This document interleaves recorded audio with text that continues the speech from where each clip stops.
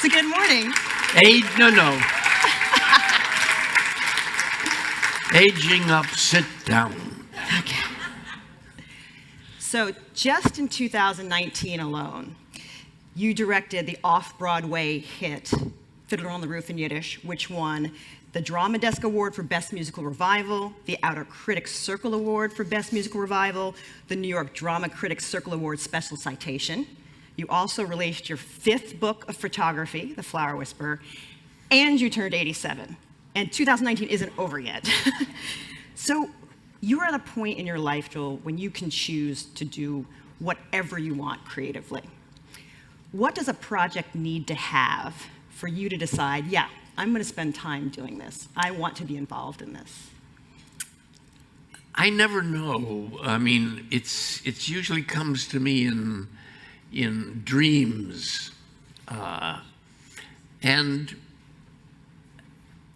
I could just be walking down the street and see a flower and get an idea that I want to photograph flowers for 4 years, which I did, and that was the result of The Flower Whisperer. Tell me what kind of camera you use. My cell phone. What is it about using your cell phone camera that allows you to be creative?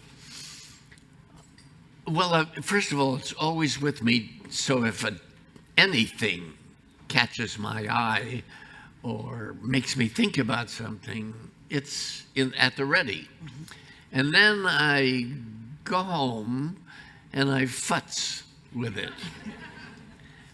And I'm not a guy who's very good at electronics or all those things, but I have a knack of looking at something and saying, I think I want to look in the middle of that flower, and then it has. The cell phone has a very simple thing where you have light and dark and schmooky and booky, and I just play. I think I'm an actor, and that is about playing. Mm-hmm. And I think it actually has a lot to do with everything that I do. Playful, dreaming. Being open. Yeah, ready. Ready.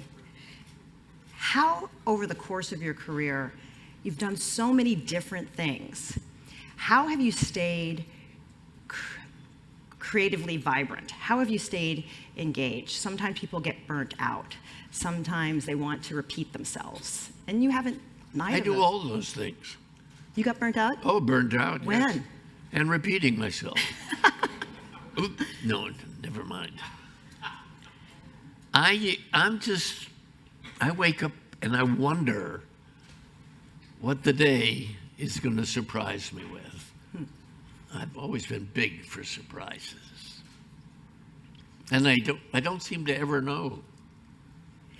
Was there ever a moment that you thought, maybe I'll retire? Maybe this is the year that I'll go live in Maui and chill out? In my 60s? Yeah? No? No. Never. You've always been. It never occurred to me. I think I'm curious, and I wake up interested and wondering what's liable to happen. People may not know, but Joel has work in the permanent collection at the Whitney. When did you first start taking pictures? Well, I think I've always taken pictures, and excuse me. And I was asked to do a photograph, or to give a photograph for a friend of mine's book. And he knew I was a photographer. But other than that, I'm an actor, director, you know. I wasn't a photographer. I was not. So I made this picture, and it ended up in a book. And the creator of the book, the editor, called me and said, "Do you have any more pictures at home?" I said, "That's a very big question." Because I have been taking pictures forever. And I had a secretary who thought I could do no wrong. And whether I could remember to save anything, she remembered everything. And there were thousands of negatives that she had squirreled away. And he said, "Send me everything." And he says, "I think it's a book." This is 16 years ago. Okay. And he called me one day and he said, "Can you come in to the office?" And there it was, a book that he created from some of these early photographs. Huh. And it was called Pictures I Had to Take. And it was published that next year, and there have been 5 books since. What was it like for you to see all your pictures in a book? For you to see them actually displayed that way? Thrilling, Yeah. truthfully. I loved it because I'm such a great lover of art and photography, and I always wanted, and I could never draw. So all of a sudden I was an artist of sorts. There was a great profile of you in the New York Times this summer, and you have some beautiful artwork in your home. And the journalist asked, "When did you become interested in art?" And you said, "I've always loved it. I was a very good finger painter." You were a very good finger painter. That's what you told the reporter. Did you ever try art? Decide to go to art school? Did you try to paint? Because your pictures look like watercolors. A lot of them really look like paint. Well, people say that my photographs, my recent photographs, are like watercolors, and I'm not surprised because I would love to have been a painter, but I couldn't do it. I'm really good at finger paints. I'm not serious. I rely on them for therapy. You've had such a successful and a long career. What were a few decisions you made that allowed you to have a career that lasted so long? A few choices you made. Getting up when you're down. Mm-hmm. You know, because a long career, there are many things that happen that can get you off track and dissuade you, and I don't know, I think I got some kind of a crazy vision of myself through my mother, who had a vision of herself but couldn't do too much with it. Mm-hmm. So she threw it all on me. And luckily so. Was there a time in your career where that almost derailed you, that was a really difficult time? And what did you do to get either through it or over it? Can I go through my diary? Sure. Oh yeah, there are a number of times. Will you share one? A professional one? Mostly in my earlier career, when I was an actor, but somehow I got sidelined when I was 20 into being a nightclub comedian, which I was able, as an actor, to pull off, but it was not my dream. And I was stuck in that. And there was a prejudice against nightclub performers, and I couldn't get a job in the theater for 20 years. So I was out playing in scuzzy clubs, no fun. And I never liked it, but I sort of had to be good at it because I was a husband and a father of 2 children. Mm-hmm. So I made do. But my dream was always to be in the theater. And that took a good 20 years. What changed? What made you able to leave that situation you weren't in and get to the theater? Was it a person? Was it a role? Was it being in the right place at the right time? I was asked to create a role in a British musical called Stop the World, I Want to Get Off. That was Anthony Newley's genius. And I ended up replacing him and touring, and it was successful. Turned out to be it was the right part that I could find myself in. And I remember Hal Prince came to see me at the Westport Playhouse and said, I think I have to find something for you. And find something he did a number of years later, 1965. And that was Cabaret. And we went to Boston, where nobody had ever seen anything that disturbing. And it just created a new moment in the theater. And I'd just like to say that what he did in his lifetime, nobody else has yet to do. And I owe him a great debt of gratitude. And he's my buddy. And he just died. Yeah. I'm going to ask a few more questions, and then I'm going to let you all in on asking Joel questions. So you can try Slido, or you can write down your questions, and someone from our team will come by and pick them up. So you wrote your memoir in 2016, and you wrote about coming out later in life. You wrote about coming out. Yes. Why was that the right time to write about it? Why did you want to write about it, coming out later in life? Well, if you're going to write about it, that's the time in a memoir. You know what I mean? Yeah. You can't just leave a hunk out. True fact, yes. And I was comfortable and having a lovely life. It was in a new period. I loved being married. I loved my wife. I had great children. But everything doesn't last forever. Damn.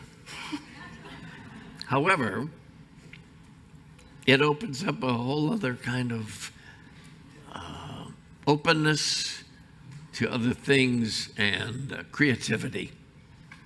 And I just couldn't wait to make things and to do things and to direct and help actors and make photographs and write a memoir. So it was like a period of really exciting work and challenge.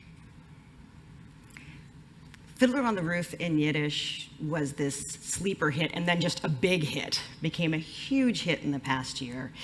And the entire, it's a very stark production, and all of the actors had to learn Yiddish.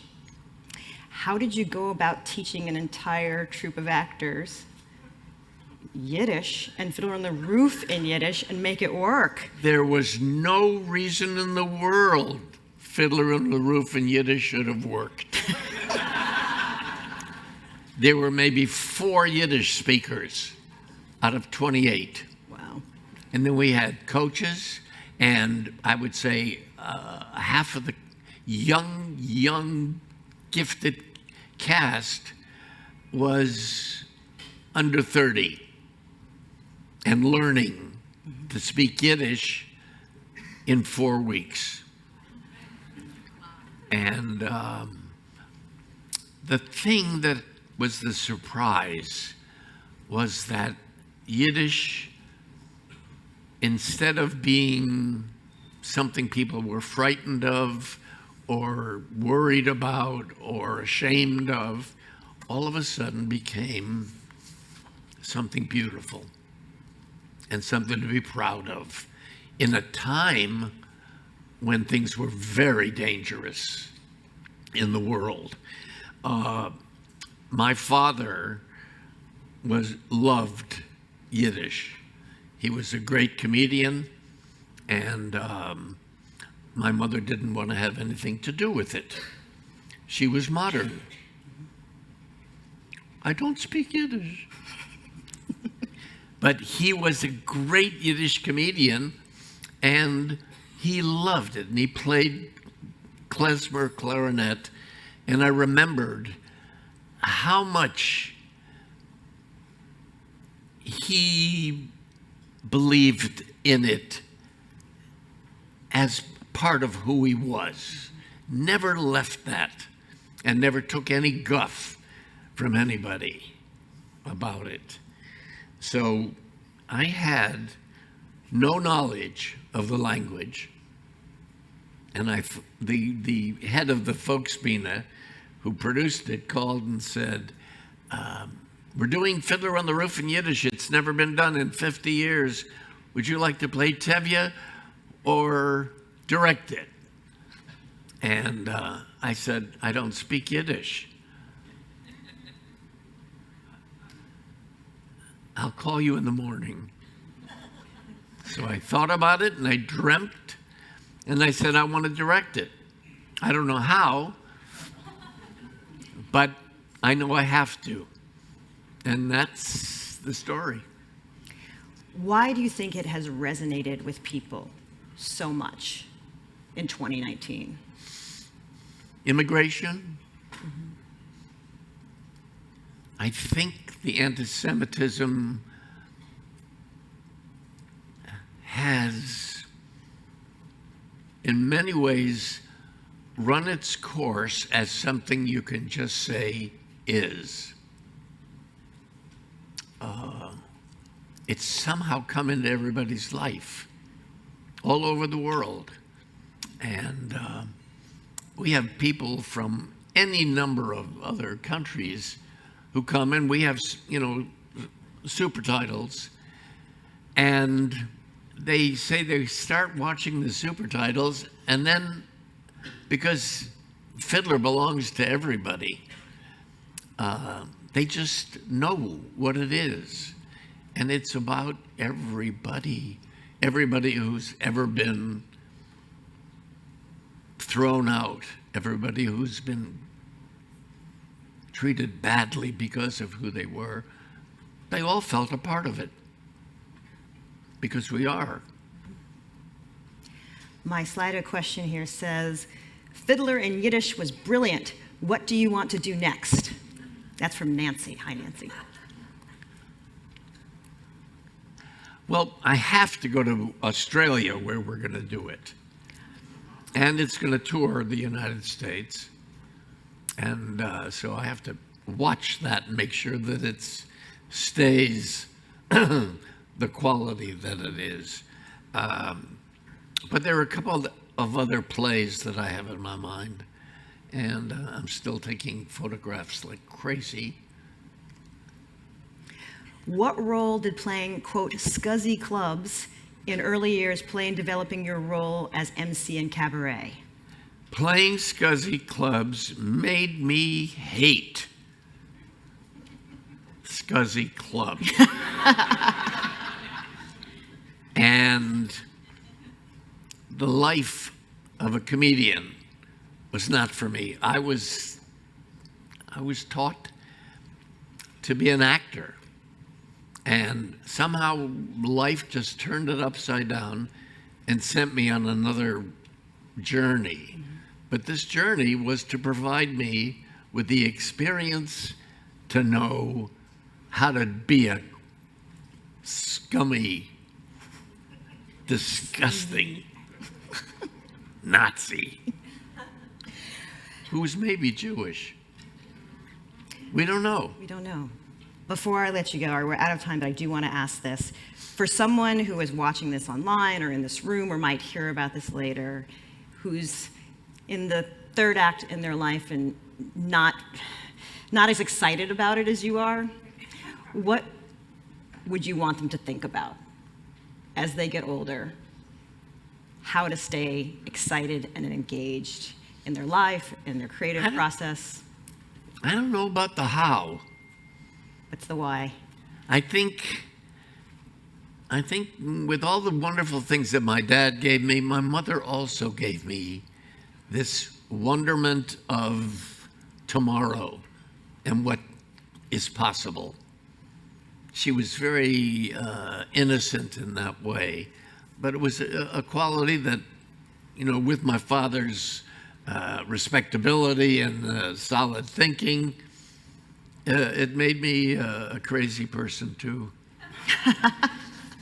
So think about tomorrow and enjoy being a crazy person.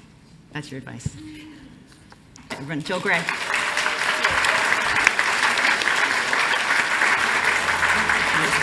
Yes.